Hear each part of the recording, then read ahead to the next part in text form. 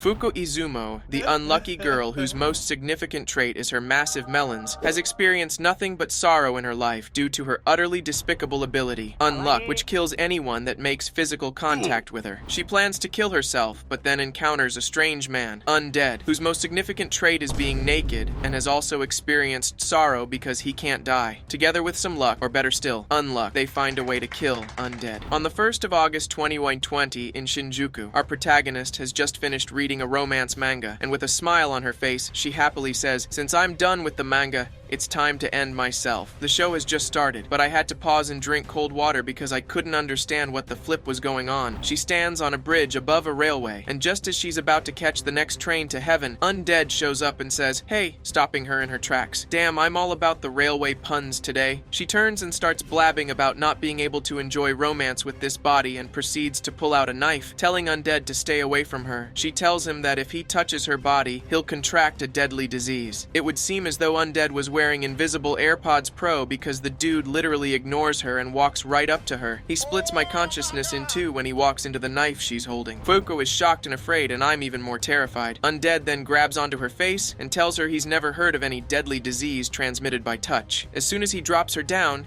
he gets all excited that he's touched her face and begins to wait for the disease to manifest. Fuko's countenance changes, and she tells him her unluck is coming like clockwork. The edge of the bridge where Undead was standing splits, and he falls into the line of a moving train and dies instantly. Or that's what I think. Fuko feels horrible about this and blames the fact that she wasn't able to kill herself fast enough. Just then, Undead's head flies onto the bridge from the other side of the bridge. I sincerely don't know why these things still surprise me, considering his name is Undead.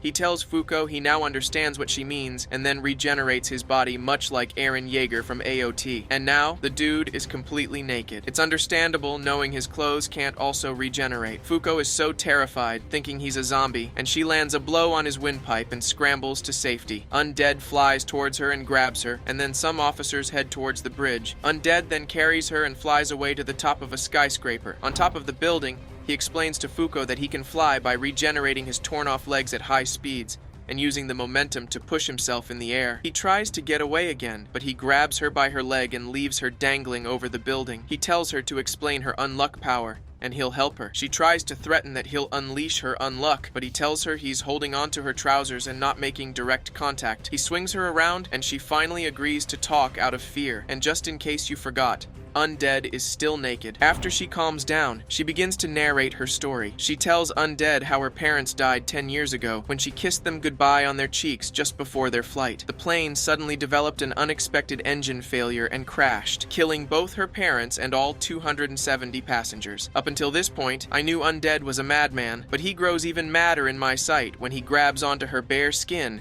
dangling her jugs like two oranges.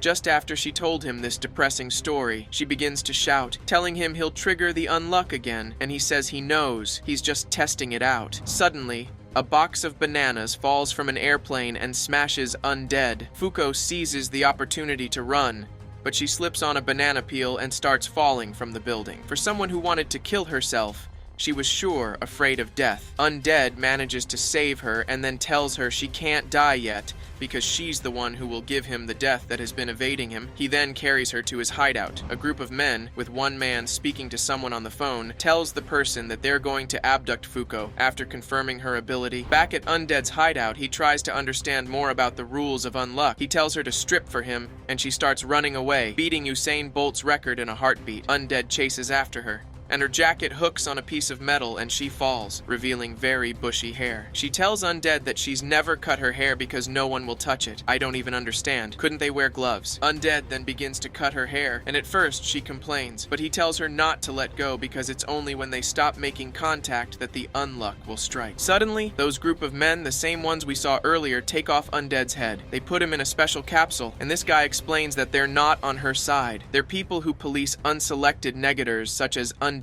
and Unluck. Now that's when her unluck actually kicks in, striking Undead and killing the person holding the special capsule in the process. Undead breaks free and flies up. They all attack him, thinking he's useless at combat. Ultimately, Undead swipes all 4 of their heads with one strike. Their leader then tells Undead to cut off his head and throw it to him. Otherwise, He kills Fuko. Undead does this, and when he throws his head, Fuko breaks free and kisses him on the cheek. Their leader catches Undead's head, and then we see the biggest stroke of bad luck in the entire episode. A meteorite from outer space strikes Undead, killing him, the leader of the group, and destroying the building in one move. At this point, I realize this girl's power is insane and totally useless except for mass destruction. She survives, and unsurprisingly, Undead survives too. Fuko introduces herself and asks Undead for his name. When he tells her to just call him Undead, she names him Andy. Andy tells Fuko that since only a kiss did this, maybe they should both get down to the dough. Fuko sprints away again. Undead still insists that he and Fuko get down to business, but she tells him that if he forces her, the unluck won't be unlucky enough, since the more she likes a person, the bigger the unluck. And somehow, Undead believes her story. He takes her to his hideout, where he gives her a lot of heavy armor for protection because the guys that attacked them before will definitely come again. He tells her they captured him 50 years ago and he was in a lab for 10 years. This scares the daylight out of Fuko. Together, they hit the road and begin traveling on a motorcycle. Suddenly, the sky begins to crack, and Andy tells Fuko that the guys who caught him 50 years ago shot out from something like this. Suddenly, a robot-looking thing emerges from the sky and gives Andy a punch. Fuko falls to the floor but then gets up to run towards Andy, only to find out she's running backward and she gets caught by the handsome-looking individual. Andy breaks away and tries to attack the big chunk of metal, but he stops abruptly and drops to the floor. Fuko thinks it's the same fellow that caught her that stopped Andy, but it wasn't. It was the big-looking guy. Okay, I haven't found a perfect name for him yet, but I'll get there. Andy says that these two guys are external targeting restrainer-type negators, and while their powers may seem similar, it's totally different. Mr. Robot paralyzes his body, while Mr. Sexy has Fuko's will. Andy realizes he can move whenever he's been hit, so he and the Heavy Machinary enter a slugfest, and not gonna lie, this robot packs a punch. His royal sexiness explains to Fuko that Andy is quite impressive, considering he can still feel every ounce of the pain. Fuko then asks him why they're chasing them, and if they will chase them forever. He tells her that the meteorite incident blew up her capture priority level from 5 to 8, and that's ridiculously high, so even if they manage to get away from them, other negators will still come for them. Fuko then asks why they aren't chasing them since they're also negators, and he tells her they're 10 members of the Union, and they're all negators, and they're the ones who go after people, not the other way around. Suddenly, Fuko asks that if she joins the round table of the Union, would they stop chasing her and Andy? Mr. Sexy says yes, but tells her that the table is filled up right now. Unless they manage to kill a member of the table, only then can they enter. Just then, Jumbotron tries to smash Fuko, but Andy saves her. Andy then touches her face with his bare hands, and the unluck that followed was a truckload of disaster, literally. The truck smashes into Andy and the two guys, but they all escape unscathed, and Andy flies into an uncompleted building. To defeat negators, you have to find out what they're negating, and that's exactly what Andy was trying to do by flying up and down. I don't know where dynamites came from, but boy, was there a lot of dynamite in the building Andy was. They all explode at the same time, bringing the building to a pile of rubble. Andy uses this opportunity to kill Man of Steel by shooting him in the head with his finger. Just how many names have I given Robot Dude? Now there's one seat open in the Union, but Andy wants another so that he and Fuko can join together. He begins to fight the other guy who apparently is a master at Kung Fu or whatever that was. Fuko shows up at the point and tosses Andy his sword, and just as he's about to strike, he freezes because that guy used his power on him. His handsomeness asks that they pick who will go and who will not, and Andy easily says Fuko should be the one to join the 10. They can take him to the lab. Fuko is displeased because if this happens, it means she wasn't able to give Andy the death he wanted, so he begs the handsome guy to turn around, saying she wants to do X-rated stuff with Andy. Okay, now I was totally into this scene, but guess what? Andy refused. Damn, why? He says he's not desperate enough to bang a chick that's desperate. The guy gets very interested in both of them and lets them go. He even gives them a tip on where they can find another member of the 10 so they can kill the person and join the Union. He tells them it's the person with a red tie and the emblem. He also tells them if they manage to do it, he'll put in a good word for them. And ultimately, he vanishes back into the crack. And with that, they begin their journey to Russia to kill another member of the 10. They head on a boat, and Fuko is petrified because the handsome guy told them many people will still attack them on the way. Andy gets pissed off and drags her, telling her to enjoy the boat ride. Just then, battle planes begin to attack them, firing too many bullets. Andy swerves easily and then pulls off an insane move when he uses his fist as a torpedo that destroys one of the planes. Not even gonna lie, this guy makes not being able to die look very cool. Fuko asks if they're now in the Union, and Andy tells her they've not killed the person with the emblem yet. He tells her about the 3 members of the Union he knows off the top of his head. The person who made the katana he uses, Unbreakable. The engineer-like guy who experimented on him, and the person who caught him, a female who creates invisible barriers. He tells Fuko of his weakness, that while he can't die, if he's trapped within an enclosed space where he can't regenerate, he's practically useless. Just then we see a lady that seems to be from outer space. She professes her love for Andy and proceeds to fire some missile-like object at him. I really don't understand what kind of twisted love this is. Their ship explodes, and Fuko sinks to the bottom and is crushed by a chunk of the ship. Andy saves her, and when she finally comes to, he surrenders to the guys chasing them. Fuko asks if he's really surrendering, and he tells her he's just buying time. Apparently, Andy had to give Fuko CPR, and her bra was in the way of her melons, and he also gave her mouth to mouth. Upon hearing this, Fuko's unluck activated immediately, and a kind of explosion in the ocean sent them flying, and Andy navigated to the top of one of the battle planes. He performs one insane move and slices the head of the pilot, and they take over the plane. Andy then tells Fuko that with this new information, he'll be able to make sure her unluck ability no longer poses as a fluke, but something that can be controlled. After flying for a few hours, the enemies discover that they've swiped their plane and made the plane self-destruct. They eject from the plane, and Andy performs another killer move he called the 5-point landing, where he lands on parts of his body and quickly regenerates them. This guy is awesome for real. Fuko lifts her head and sees a beautiful view. Undead introduces the view as Lake Baikal and tells her to go have some fun while he tracks down his former friends and gets them something to eat. She doesn't want to because she doesn't know anyone, and ultimately anyone she comes in contact with is going to die. So what was even the point? Eventually, he leaves her, and she makes her way down to the beach in front of the lake. She's confused and lost and is avoiding everyone until she meets a female who happens to also be Japanese and was painting the lake. The lady invites her to take a seat and paint too. She reluctantly agrees, and after they paint for a while, the lady asks a very deep question.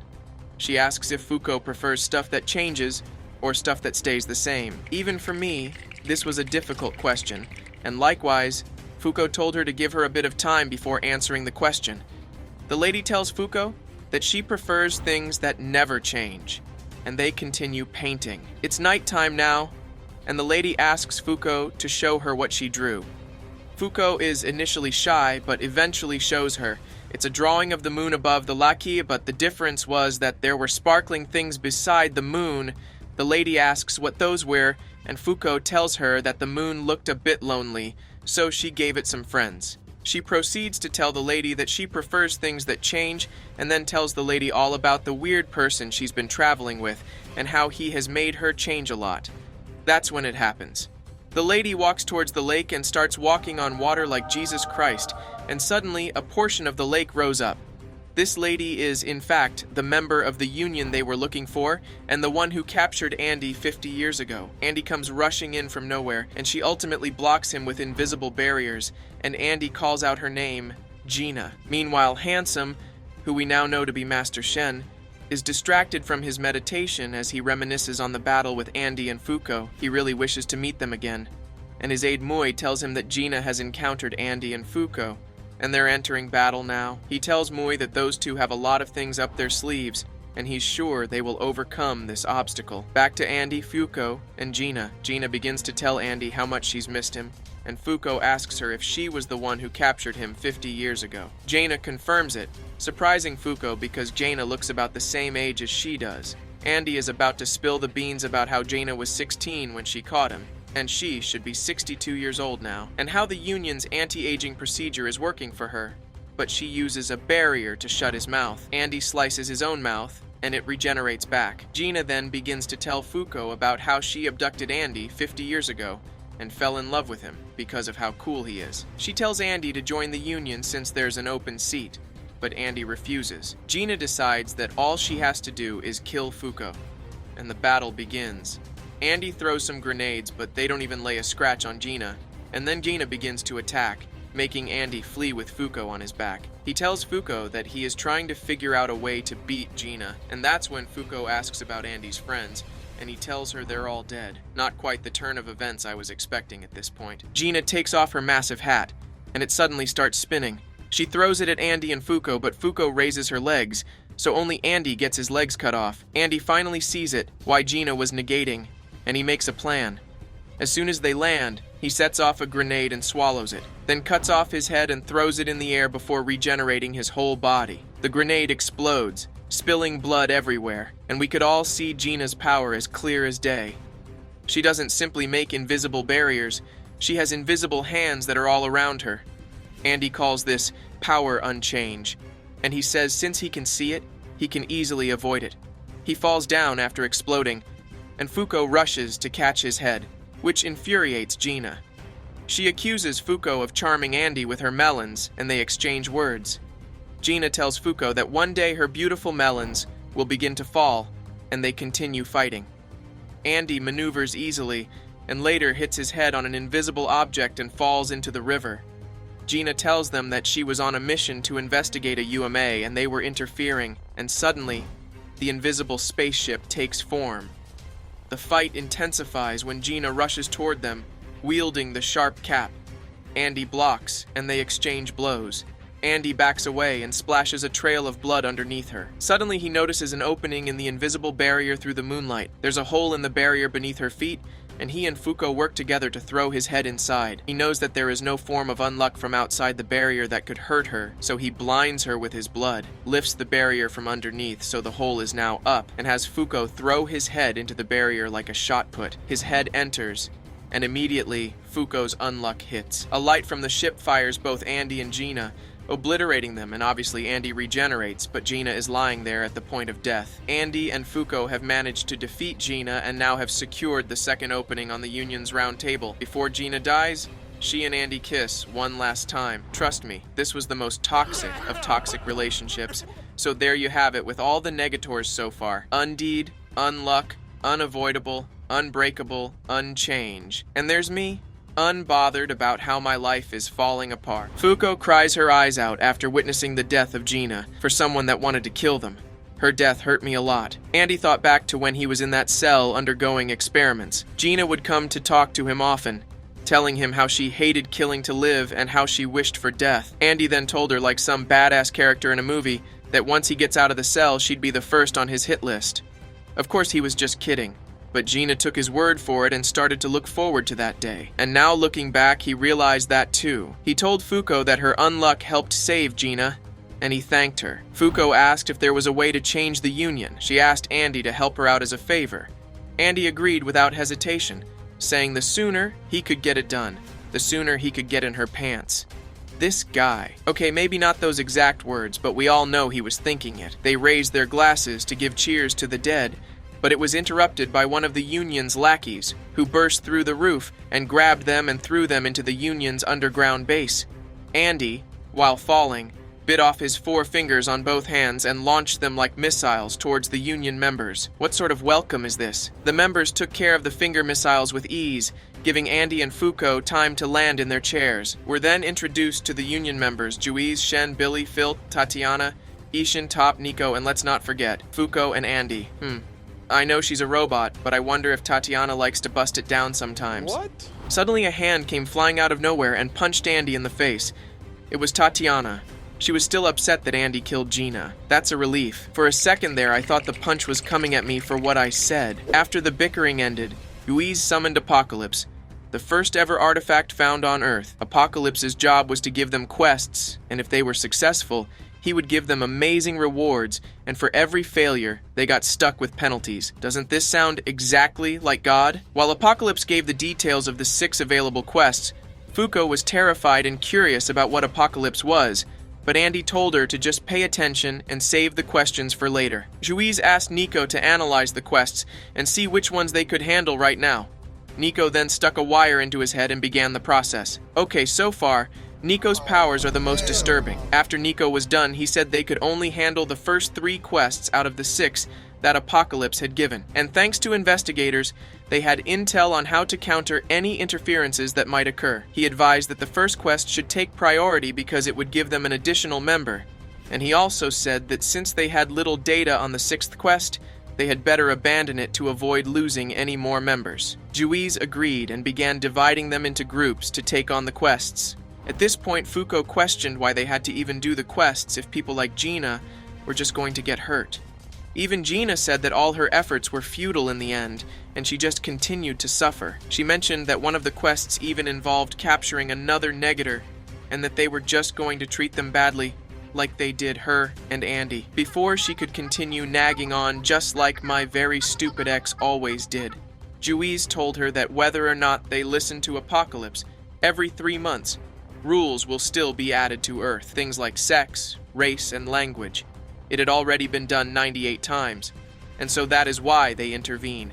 By capturing and utilizing those with power and gaining rewards, they will grow in strength until the Creator, the God residing on the other side of the book, is executed by them. Juiz stated that only those seated at the table can accept quests, and that they needed to keep a stock of substitutes in case one of the members died. Juiz also told Fuko that she ordered her execution because of the threat she posed, and she apologized. Fuko was still not satisfied, so Juiz told her that if she wanted to change things, then she just had to become the #1 in the organization by achieving the most results in the Union. All this talk seemed to bore Andy, so he walked up to Apocalypse and started to wrestle it, basically. At this point, if Undead isn't your favorite character, you deserve to be flogged 25 strokes of cane. He asked it which quest was the hardest. Apocalypse said it was the 6th quest, Spoil. Andy grinned and then chose himself, Fuko, and Shen as the participants of the quest. Apocalypse agreed before Shen could think of disagreeing, and so the quest began. It's August 21st, and Fuko was getting ready with Shin's subordinate Mui. Mui was helping Fuko knot her tie over those massive melons. Lucky girl, just copping a feel for free. They introduced themselves and talked for a bit, with Mui telling her that she was now an official member of the Round Table. As they were talking, Fuko realized from the way Mui spoke that she actually wanted to go on quests with Shen, her master, but she couldn't because she wasn't a negator, so she couldn't possess an emblem. Fuko just straight up told her that she was a useless dummy who couldn't do anything helpful. As Fuko stepped out of the dressing room to wait for the others, Andy came running out of the blue and bumped into Fuko. The next thing we see is Andy naked on the floor with his junk out for all to see. Apparently, bumping into Fuko made lava come out from the wall and splash on him. Okay, I know unluck isn't exactly logical, but where the hell did the lava come from? Andy was perfectly okay with going on the quest naked. With a body like his, I'm not even surprised. Shen tried to explain all the perks of having the suit on and how useful it would be on quests. But most importantly, the emblem was necessary to participate in quests. Andy was just ignoring Shen. He wanted to use the opportunity now that there weren't hunters on their trail to go on a date in the clouds with Fuko. While Andy was making arrangements for a possible smash fest in the clouds, the alarm rang signaling the escape of prisoner 1129. Turns out the prisoner has the ability to latch onto people, turn into their favorite garments, and take control of their body, which was perfect timing because after the prisoner got head-butted out of one of the staff and then knocked out of the body of Mui, he finally latched on to Andy. The cloth, UMA, immediately started cussing out Andy, saying that his favorite garment is one that regenerates when ripped and rushes over when called. Talk about wishful thinking. What were the odds Andy would get that exact thing? Their conversation was cut short with a burst of electricity coming through the floor and hitting Andy. The bad luck from when she touched the cloth UMA earlier had just kicked in. Unsurprisingly, Andy was fine, and he was even looking sexier in his new suit. Fuko nicknamed the cloth UMA as Clothy. Girl has the weirdest names for things. Andy was then announced to have been promoted to Seat 9 since he had captured the UMA. Now that they were all dressed up, they were ready to take on the quest. We see Fuko sticking her head out of the window like some carefree dog. She and Andy had arrived at Nevada, USA, the place where the quest would be carried out. Andy suggested they ditch the quest and head down to Vegas for a wild time. Fuko obviously said no because they had a job to do. Fuko then, reading out the details of the quest, it stated where the virus started from and its first victim. Its place of origin was a rural area in the western United States called Longing. Just then, Shen swung down from the roof of the car and hung onto the roof with the bottom of his feet. Now that's some sweet ninja shit right there. Fuko screamed and asked Shen why he was on the roof. Apparently, Andy actually left him behind. Fuko asked him to quickly get in. Once in, you could see the anger in Andy's face. Dude wanted to be alone with his girl, and now there's a third wheel. Shen proceeded to talk about the case, and as he did, Fuko slowly realized that they could possibly be dealing with more than one enemy, the UMA Spoil and its legion of zombies. But for some reason, Fuko heard Spoil as sponge. I think that Binny has been on her head for too long. Fuko became scared and wondered if they had any chance against the UMA. Shen told her that their investigators had built a barricade and scouted the place already, and he had the audio footage. When he played it, all they could get from it was that the zombies were terrifying. Yeah, like they didn't know that already. It turns out none of the investigators survived. Fuko was more terrified after hearing their screams as they begged for life. Night came, and they stopped to rest for a while, but Fuko couldn't sleep. Just then, Shen came up to her and said that he and Andy would take care of Spoil the UMA, so she needn't worry. Fuko was actually thinking of how to help. She remembered the reward for completing the quest is the location of the negator Unrepair. She felt this Unrepair person could maybe give her a clue to finally giving Andy the death he wanted. August 24th. They got to the walls of the town. Shen advised to proceed with caution, but all that talk just went out the other side of Andy's ear, because he went ahead and fired a freaking RPG at the barricade and let out the zombies. My god, who is this guy? Before Shen and Fuko could lose all their marbles, Andy insisted that since the zombies couldn't be reverted to their original state, then he should just kill all of them. Andy then went ahead and plowed through the crowd of zombies like how I go through my life savings at a casino. Once they were through the barricade, Andy broke through the windscreen and announced to the people there that he intended to kill every last one of them, but if any of them had info on the piece of shit that made them into zombies, then they better duck. Without wasting any time, Andy started going off using his special move, Crimson Waxing Moon. Once the bloodbath was over, he found one of the zombies that was still sane. He brought her back to the others and said that once she leads him to Spoil, it'll be over. Shen was still skeptical about the whole thing and told Andy that UMAs and negators work completely differently, and since they were the rules themselves, it was common for them to ensnare people without any rhyme or reason. In fact, they could have already affected Andy. Andy didn't realize and he apologized. He checked for any anomalies on his body and found a timer on his stomach. They figured it would make him start to spoil when it reaches 0. Rather than panic, Andy sat there and waited. Fuko and Shen were utterly confused, but he told them that something this small could never kill him. Damn, such a badass thing to say. Later it reached 0, and just like they predicted, he started to spoil. Andy simply healed it back, but it started again. It was a continuous effect. As if things weren't crazy enough, Andy suddenly said he was going to marry her in exchange for her telling him where Spoil was. Fuko gave him the go-ahead, and so Andy went off into the sunset with his new bride. Shen tried stopping it, but to no avail. And while that was going on, Fuko noticed a bunch of kids coming out of an underground passage, so she followed. Fuko went down after him, and just as she was about to chase him, Shen drew her back. He warned her that if she goes any further, she'd enter Spoil's range and become cursed. The kid came back and pointed a gun at Fuko and Shen. Shen noticed that the kid's timer had a lot more digits than usual. Fuko tried to tell the kids that they were here to help them, but the kids weren't having it. To prove to the kid that she was committed, she lunged at him and hugged him, showing him that she wasn't afraid of the curse and she truly wanted to help. Meanwhile, the badass himself was still getting married to the zombie woman. Andy complimented the zombie woman on how she looked very sexy in that wedding dress, and I agree, I'd definitely smash her. A paper bag over her head, and I'm good to go. The zombie woman thanked Andy. She told him that her dream was to wear a wedding dress and she was okay with that. She then told him to please put the others who couldn't die of their misery and kill them. She pointed to the statue in front of the church and asked him to kill it. Now, Andy ain't no simp, but he couldn't refuse a request from his bride. So he pulled out another special move, Crimson Cross, and slashed it. Turns out it was actually the Spoil UMA after all. It transformed and broke down the whole church building with it. The zombies helped Andy out of the rubble, and Andy began pummeling Spoil with his parts bullet, hammer, special move. He did this and began calling on the remaining zombies.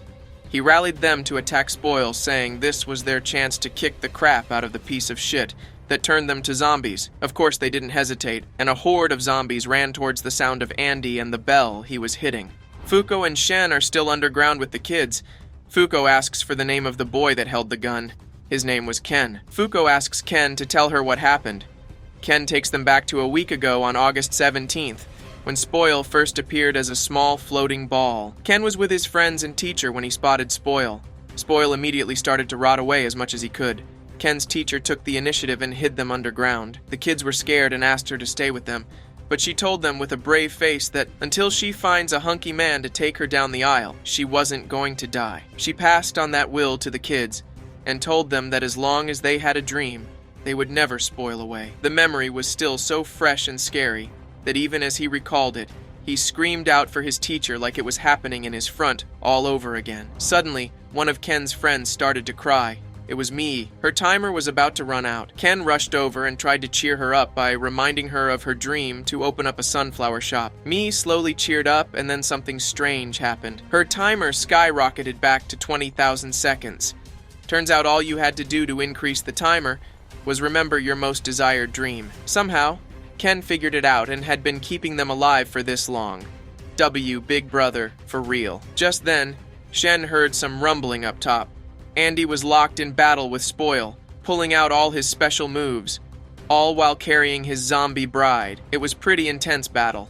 Andy was dodging Spoil's attacks a lot while staying on the offensive. Just then, Andy noticed Fuko and Shen coming out of the tunnel and threw his zombie bride over for them to keep her safe. Ken saw the zombie bride and recognized her immediately. She was their teacher who kept them safe when Spoil showed up. The kids gathered round her, and it was such a heartwarming yet bittersweet moment.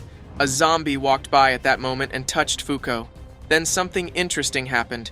When the unluck kicked in against the zombie, it affected Spoil as well. Andy then had an idea. He told all the zombies to run and touch Fuko, that if they did, they'd turn into bombs and damage Spoil. Immediately he said this. The zombie bride hugged Fuko. Fuko hesitated, but eventually removed her gloves and began touching the zombies. If I was a zombie, I would probably touch her melon. Spoil started getting hit with so much bad luck. It reminded me of when I first tried to ask out a girl. While the chaos ensued, Shen hid the kids underground. When he rejoined Andy and Fuko, he told Andy that he needed to hurry up since he and Fuko were also cursed.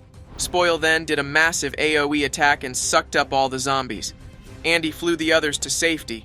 Spoil, after inhaling the zombies, then transformed into what looked like a titan from AOT, but with the Statue of Liberty crown and wings. It only gets worse from here because, since its transformation had entered its second phase, all the restrictions it had before were lifted. It could now spoil anything including living matter at will. Andy, realizing this, decided to end things quickly, so he flew up to attack Spoil. But something strange started to happen. Andy started to rot as he got closer. It turns out that another one of the effects of his second phase was that he could rot anything that even came close to him. Spoil punched Andy out of the air while he was still processing his thoughts. Spoil then flew down and began to pummel him.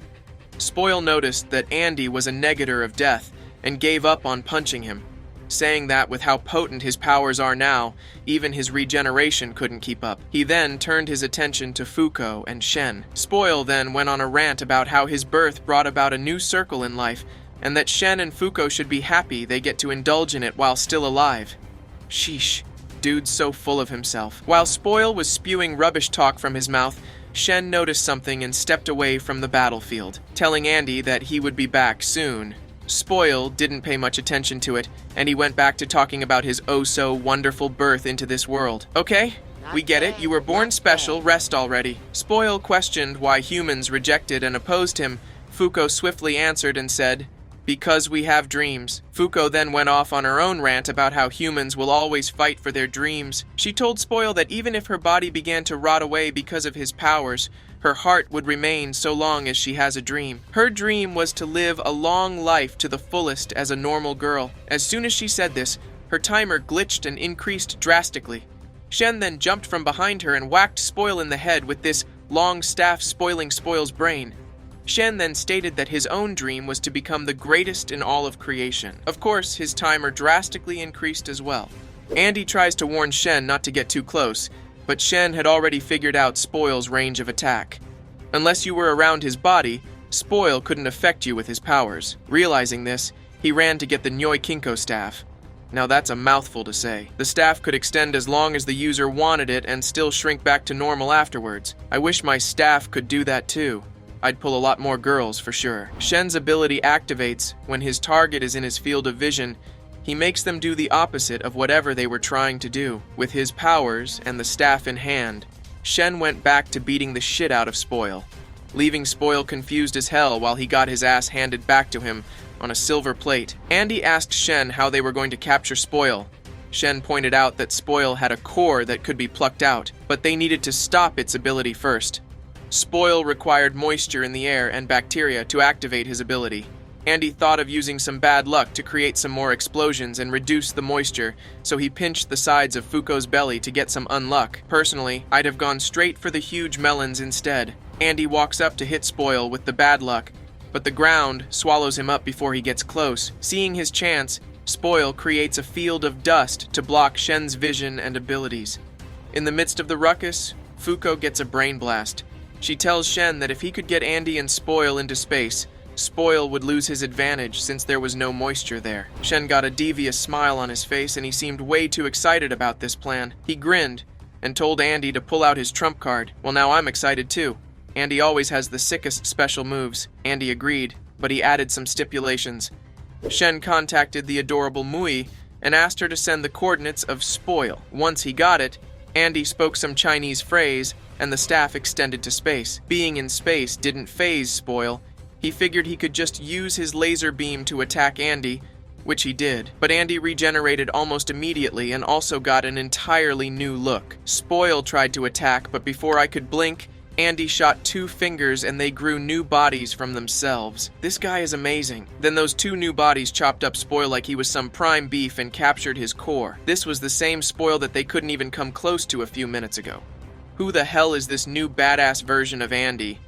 And why do I suddenly want my sister to have all his babies? Andy then chopped his arm off and sent it flying down to Earth with Spoil's core in his hand. Back on Earth, Shen was sending the kids off to safety. Once the kids were out of range, Andy's chopped off arm came hurling down, and as it landed, it grew a whole new body. Now he was shirtless, and my god, his body was sexy. Mui beamed up Spoil's core, and Shen told Fuko to stand back. Shen was unsure of how to approach this new version of Andy. He looked like a different person entirely. He walked up to Fuko and asked Shen to step aside. Shen greeted him and called him a different name, God of Victory. Victor didn't mince words and kicked Shen. Shen raised his arm to block, but it broke on impact. What's crazy is that Shen activated his ability, but he still took so much damage. You want to know something even crazier? Victor was punching so hard that his limbs were breaking with each strike. Victor used his finger bullets and finally sent Shen flying. Fuko tried touching him to give him some bad luck, but nothing happened. Imagine that, he negated bad luck, now that's OP. Victor threatened to kill Fuko, but rather than run, Fuko stood up to him and tried reaching out to Andy, hoping he could fight back and regain control of his body again. Nothing happened again. Looks like the power of love couldn't conquer this one. Shen stood up again and admitted that even though he lost today, he would get stronger because of it. Shen pulled out a move that should be in a Street Fighter game and launched Victor in the air, and without missing a beat, the Union popped out of the sky to face Victor. Victor just smiled and began fighting immediately. He used his finger bullets, but it was blocked by Tatiana. Victor thought it was a defensive move, but they were just setting up to trap him in a ricochet field. Of course, being the OP dude he is, he broke through it with ease. Nico sent 2 orbs at Victor and it cut him right in half. Victor tried to regenerate, but he couldn't so easily. Nico knew his body in and out, so he knew how to counter his regeneration. Andy once again pulled a badass move and just grew his body from his finger after shooting it to his sword. So now with his sword in hand, Victor was ready to go against the full might of the Union. The heating picks up again with the Round Table members in a heated battle against Victor. Juiz orders Top to get Shen and Fuko to safety. Victor tries to intercept by pushing the huge staff to fall on them, but Shen says the phrase to make it shrink, and they make it away safely. Speaking of staffs, I've got a staff pushing appointment of my own later on. After Top gets them out, Fuko asks him how they plan on beating Victor and getting Andy back. Top has no idea. He tells Fuko that the last time they got him was with the help of Gina, but since she wasn't here, they didn't really know how to go about it. Fuko asks Top to take her back to Victor, saying she could bring back Andy. Top thought this dumbass girl had lost her mind because literally, a few seconds ago, Victor was trying to kill her. Shen just handed her a gun and the card and told her to do her best as she ran off. Top, after hesitating for a while, ran after her and carried her back to the battle, leaving Shen and his spaghetti arms on the floor helpless. Back at the battlefield, Victor was on the sidelines watching and observing the Round Table members' abilities as they were fighting his clones. He was really feeling like a badass final boss. Just then, Top came through with Fuko in hand and was shocked to see the numerous clones on the battlefield. But this didn't faze Fuko for long because, just like a sixth sense of some sort, she quickly spotted the real Victor and told Top to throw her towards him. Top, such a weird name, he probably gets a lot of it on the side. Anyways, Top threw her as planned, and this girl flew at Victor with her huge melons out and covered him with her shirt. Victor just stood there unfazed like he didn't even know what to do with her. Can't say I blame him though. If I had those huge melons press it against me too, I would lose all reasoning for a couple of minutes. Fuko's plan was to hang on to him for as long as possible, with the hopes that a big stroke of unluck would hit him afterward. Juiz, after hearing this, decided to go along with the plan, but she made an adjustment to it. She told Fuko to try and bring out Andy for even a second so that she could impart the stroke of unluck in that moment. Victor obviously wasn't having any of that, so he spawned some more clones to kill Fuko. But Top and the rest of the Union stopped the clones swiftly. Victor was furious. He felt disappointed seeing them needlessly protect Fuko when he could just go out and get a stronger negator. Juiz ignored his rants and ordered everyone to protect Fuko and keep all of Victor's clones busy. Fuko tried to think of a way to bring Andy back. She racked her head but couldn't come up with anything. I'd have personally preferred she rack that huge rack of hers, though, but now's not the time. Fuko then did something crazy. She used the gun to blast a hole in Victor's head and then stuck her finger in it.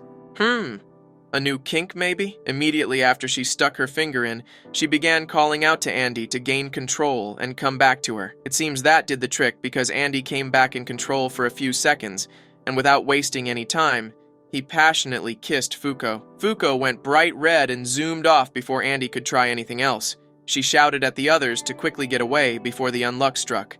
At that moment, Victor took over again and wanted to restart attacking, but Shen restrained him, while a huge meteor shower rained down on him. The shower decimated the town, and just as everyone was getting their bearing back, Fuko ran towards Andy's body and shoved the card right back into his head. Fast forward to August 31st, Fuko woke up in the hospital with Andy right beside her. Fuko turned and unleashed her special pillow attack move on Andy. She burst into tears.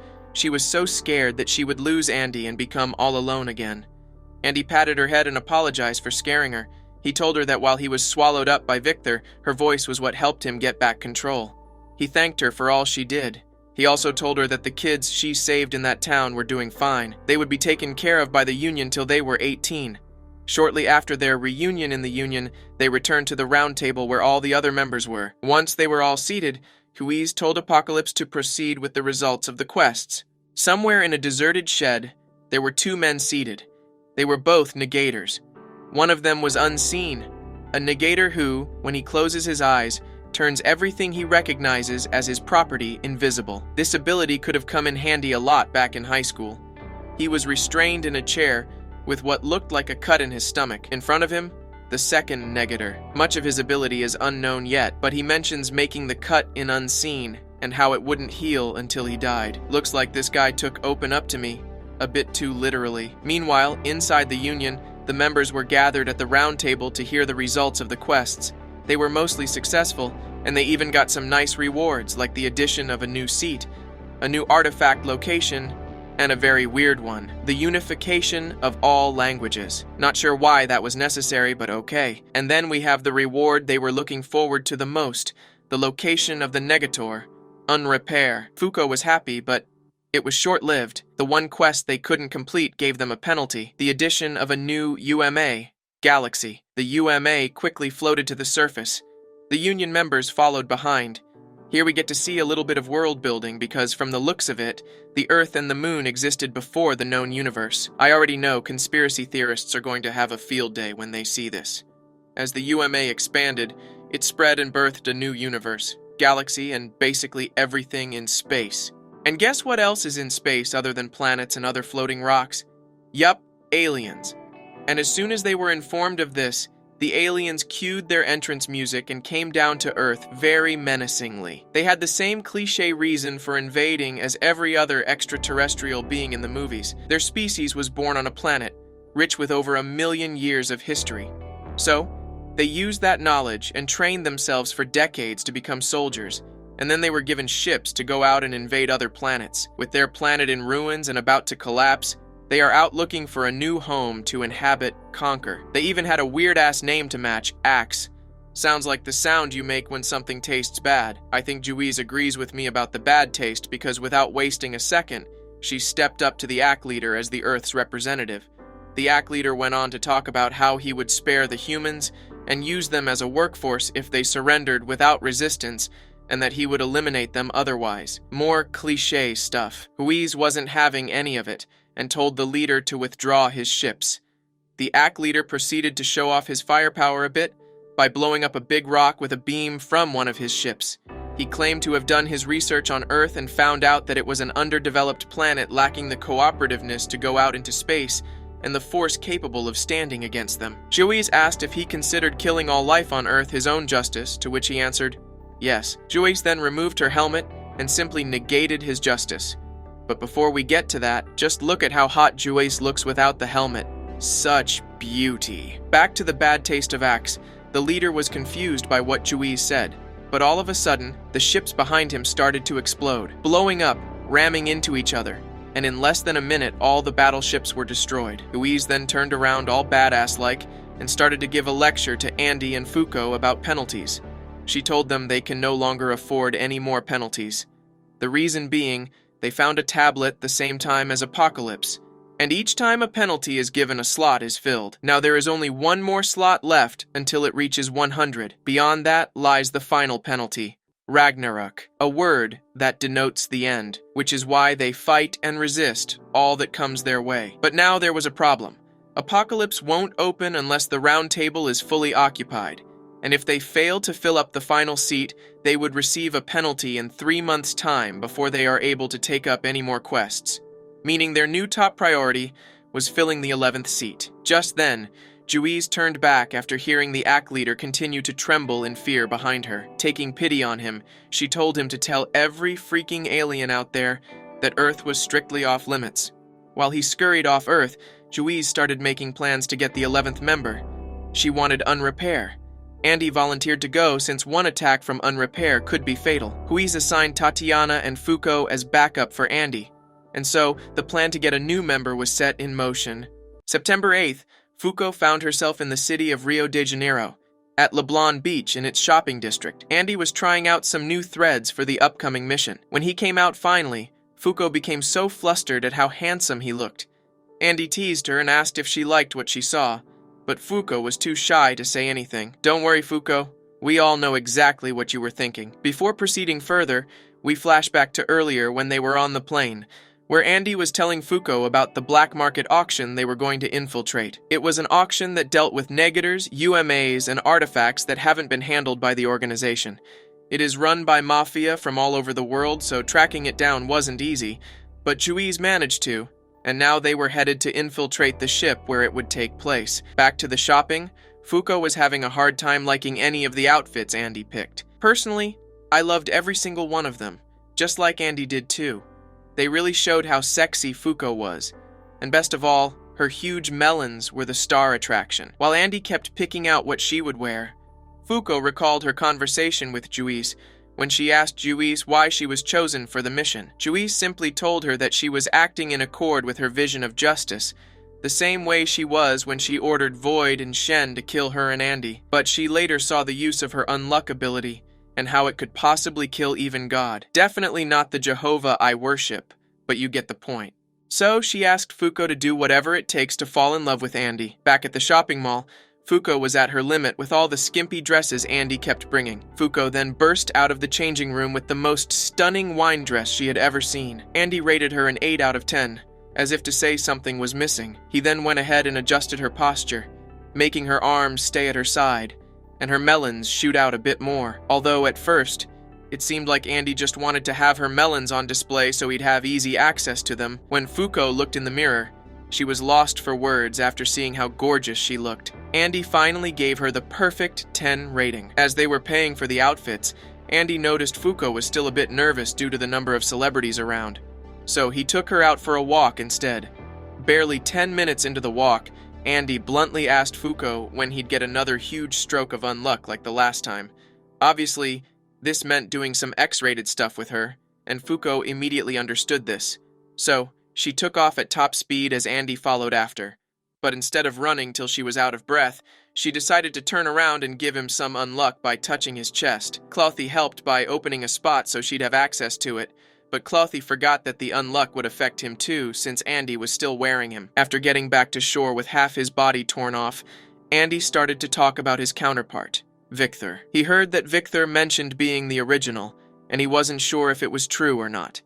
He didn't have any childhood memories after all. Fuko dismissed all what he said quickly and told him that she would save him without hesitation if the need ever arises. Andy stretched out his hand so Fuko could help him up, but her gloves were still off, meaning her unluck was coming. It made Tatiana bust it down on Andy's back, crushing him in the process. It was good timing too because the mission was about to start soon. Tatiana briefed them about the mission, saying that she would cover the outside, while Andy and Fuko infiltrated the inside. Just before she leaves, she gives them some tags that would let them gain access to the auction. She also lets them know that the tags were made to identify them as a married couple. Cue awkward intro. As they walked in, Andy tried to prepare Fuko's mind for what she was about to see and hear, but she already overheard some nasty conversations that made her very upset. When they found seats, Fuko looked very down. Andy asked what the matter was. She asked Andy if it was better to be captured and sold off at the auction or to be brought to the Union. Fuko thought about what kind of person the negator being sold off was before all this mess. Before she went on for too long, Andy told her about why he joined the Union. He said that he joined on a whim because of her, but later he realized that with the Union, he could fight his destiny of being a test subject or destined to keep living alone. So, to him, being with the Union was the better choice. Topside of the ship, some shady-looking people infiltrated the ship. It was Unrepair and his cohorts. Tatiana spotted them and alerted Andy and Juiz right away. Juiz explained that they were negator hunters, and their objective was to seek revenge on the world. Upon hearing this, Fuko jumped on Andy's back and rode into action. Andy charges on with Fuko towards where the negator was being kept.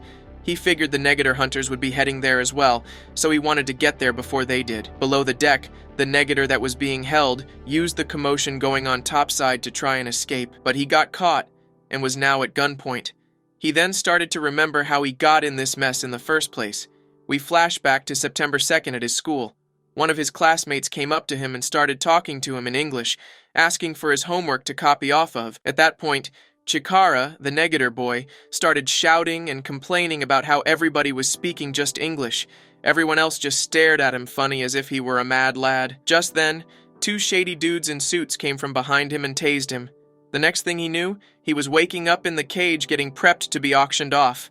And now there's someone here with a gun to his face about to kill him. Things were about to get worse because the negator hunter came in from behind the guard, walking towards Chikara. Everyone seems to be coming in from behind. I think I'll try it with my girlfriend later. Unrepair, after seeing what Chikara could do, concluded that he was an external type negator who could restrain anyone in his vision. Unrepair approached him, but because Chikara couldn't speak English, he found it hard to communicate. Faced with this dilemma, the big brute of their group opened up his case and brought out a Gatling gun. All he cared about was if the negator was useful to them or not. He gave him a choice, to use his ability or die, and he had 5 seconds to decide. After the countdown, he wasted no time in riddling him with bullets. But luckily for Chikara, Andy jumped in and saved him at the last second. Andy immediately began to assess the situation and tried to figure out their abilities quickly, but as he was doing so, Unrepair swiftly dashed at Andy and cut his neck, telling him that the wound wouldn't heal until he died. He then asked Fuko to hand over the negator because they had dibs on him. Andy charged at Unrepair, then Fuko sliced off Andy's head, and without missing a beat, Andy used one of his special moves, Part's bullet head, and crushed Unrepair's nose. Unrepair dodged it and cut off Andy's arms. This didn't stop Andy, he just cut off another section of his arm and used Part's bullet forearms to launch another attack. One of Unrepair's lackeys, a woman named Latla, rushed out to deflect the forearm bullets. Unrepair asked Andy to join his crew, saying he'd have more fun with them. This dude really thinks he's Luffy or something.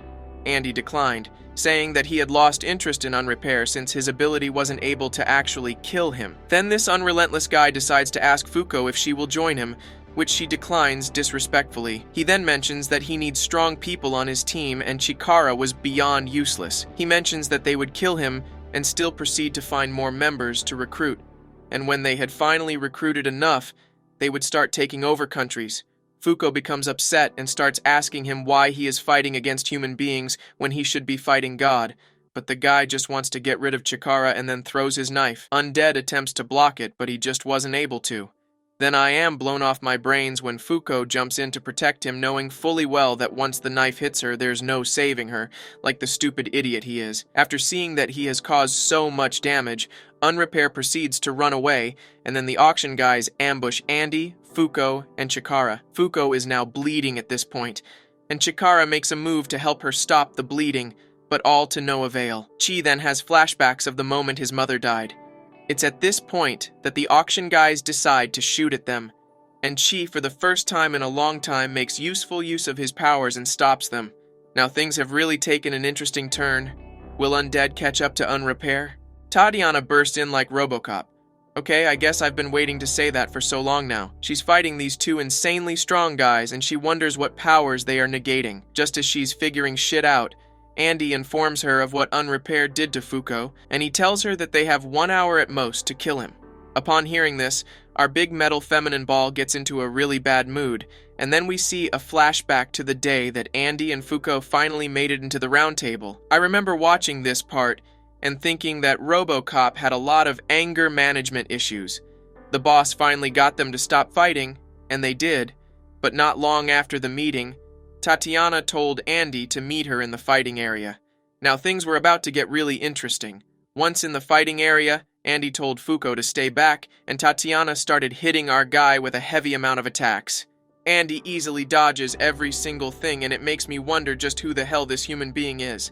Tatiana begins to tell Andy she hates him for being clueless about Gina's feelings, but Andy, being the usual badass he is, tells her he knew about it, but he killed her anyway. This makes Tatiana's anger enter into a second gear, and she begins throwing more punches than a guy in a fight who has nothing to lose. One of the punches heads straight for Fuko, and that punch would have honestly smashed her to bits if Andy didn't swerve in to save her at that point.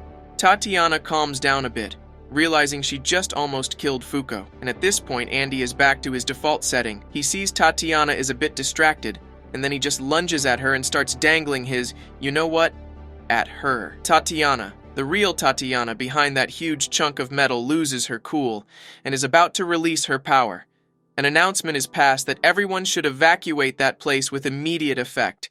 And Undead is instructed harshly to take Fuko and run away, saying that the armor Tatiana is wearing isn't meant to protect her body. Rather, it acts like a restraint to contain her ability. This is serious. We are also told that this power, once released, is capable of wiping out an entire town. Every single person gets into a frenzy. Everyone is running helter-skelter, trying to save the things important to them and evacuate the place to a distance of at least 3 kilometers away. Something absurd happens right here. Fuko also lunges herself at Tatiana and begins to apologize, and she tells her that it was actually her unluck that killed Gina and that she would like to know everything about Gina and her. Instantly, Tatiana calms down. She didn't seem like she was going to explode again. Tatiana and Fuko became actual friends, and funny as it might sound, they shook hands. We're brought back to the heated moment of the present to continue our beautiful fight, and we see that Chikara is beginning to get tired because he had stopped those bullets for quite some time. Andy realizes this and carries him and Fuko out of that place immediately. Andy tells Tatiana that killing Unrepair takes the highest priority and he won't come back her up. This metal chunk of feminine goodness tells him not to even bother. She tells him to take Fuko and head to the top, and the next thing we see is that she activates her power at her own volition. She tells Andy that Fuko is the first friend she ever made, and she will not stand and watch anyone hurt her. The guys she is fighting now think she is defenseless and shoot at her, but they don't get through. Then they result in using poison gas. We're taken back to where Tatiana's misfortune began. She was just celebrating her 5th birthday, and the moment she blew the candle, the power got transferred to her. She killed her parents and wiped their house out of the face of the earth. She started running away because she couldn't understand what was going on, and then she was captured by the mafia and put up for auctioning. They were about to sell her for 200 million when the Round Table decided to send Unfair to rescue her. She actually asks him to kill her, saying she would open her mouth wide for him to shoot her. He agrees, and when she opens, my guy slips in some cake into her mouth. And just because of cake, our girl wants to live again. Then Nico made the armor for her, and that's how she became a Round Table member. Back to our fight, Tatiana released her energy, obliterating anything and everything in her path. Andy, Fuko, and Chikara had already escaped, and at that point, Andy caught a glimpse of Unrepair and fired one of his finger bullets at him. Do you think it's going to hit? Thanks for watching, fellow weebs. If you enjoyed this recap, dive into the next video or playlist, and don't forget to check out our cool anime hoodies in the description below. See you in the next recap.